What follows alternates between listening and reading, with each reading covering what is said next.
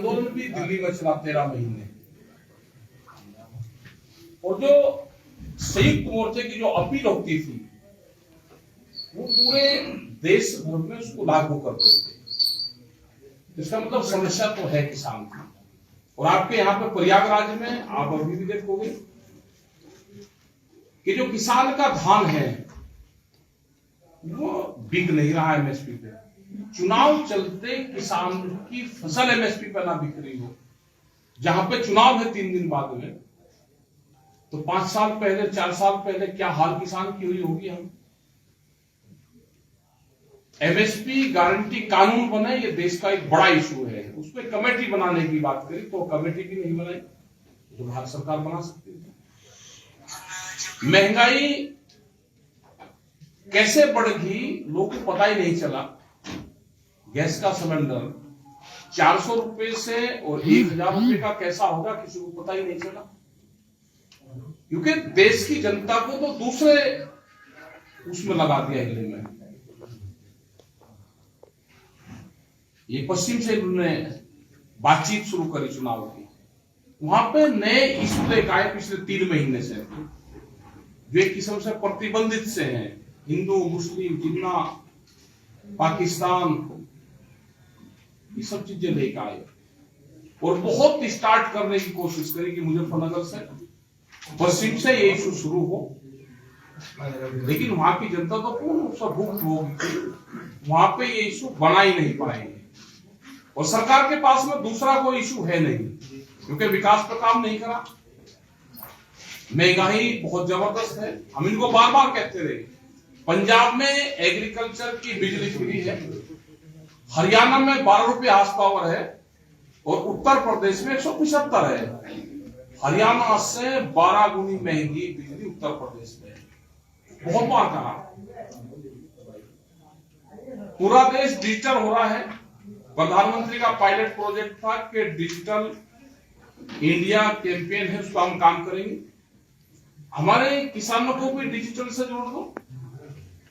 एक जो दुकानदार है, जो छोटा दुकानदार है, जिसके पास में सिर्फ सड़क को रेडी लगाता है, वो भी पेटीएम का इस्तेमाल करता है, फोन पे का इस्तेमाल करता है। लेकिन जो किसान है, खास करके गन्ना किसान या दूसरी फसलें हैं, वो 11-11 महीने में उसका भुगतान होता है, उसको नहीं उससे जोड़ेंगे, क्योंकि जो बड़े व्यापारी साथी है उनको उससे नुकसान होता है। तो ये सारे इशू हैं। 13 महीने का दिल्ली का आंदोलन है। बंद हुए स्कूल हैं, क्या स्कूल के बच्चों को अनपढ़ बनाने की एक योजना देश में चल रही है? मतलब नेता बड़ी बड़ी रैली कर सकते हैं लेकिन स्कूल नहीं खोल सकते। एक बड़ी योजना चल रही है कि देश में मजदूर तैयार करना है, बच्चों को अनपढ़ रखना है। ये सब चाल उनकी समझ गए हैं। तो देश की जनता इनको सबक सिखाए, इनको बताएं, इनसे सवाल जवाब करें। और ये पहला मौका है कि देश की जनता, प्रदेश की जनता, लोग जब ये गांव में जाते हैं तो इनसे सवाल जवाब करते हैं। अपनी भाषा में अपना सवाल इनसे करो। खेत में पशु की बात करो। यहाँ पे अन्ना प्रथा का एक बड़ा मामला है। कुछ जगह छुट्टा पशु उसको कहते हैं, और हमारे बुंदेलखंड ये पूरी की पूरी बेल्ट है जिसमें अन्ना प्रथा उसको कहते हैं। बड़ी समस्या है आती है, पानी की बड़ी समस्या है, बिजली की समस्या है, महंगी बिजली।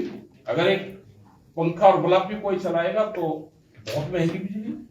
लेकिन किसान आंदोलन से यह हुआ कि सारी पॉलिटिकल पार्टी किसान का नाम लेना शुरू करा।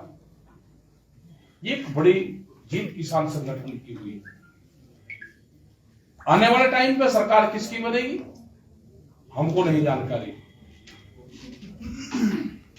लेकिन जो भी वादे करें उनको पूरा करें। किसकी बननी चाहिए तो बता ही सकते हैं। और वो तो पता है, 13 महीने आंदोलन चला के आधे रेट में फसल बेच रहे हैं।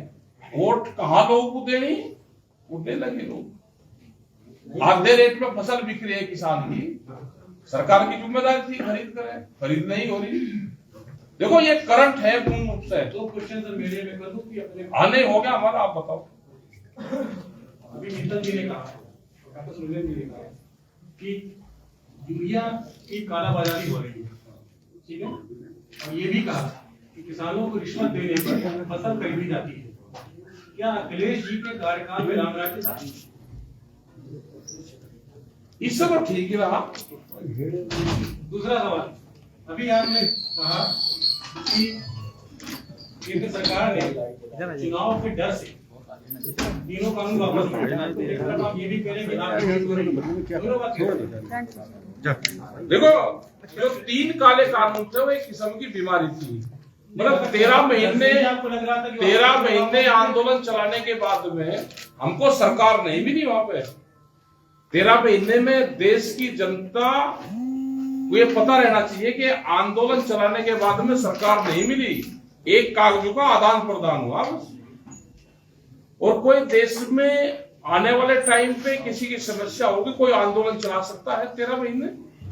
क्या इस तरह की सरकार चाहिए कि जो आपके लोगों ने पूरा प्रेस और मीडिया में दिखा, अजय टैनी उसका बेटा और लोगों को किस तरह से मार रहा है?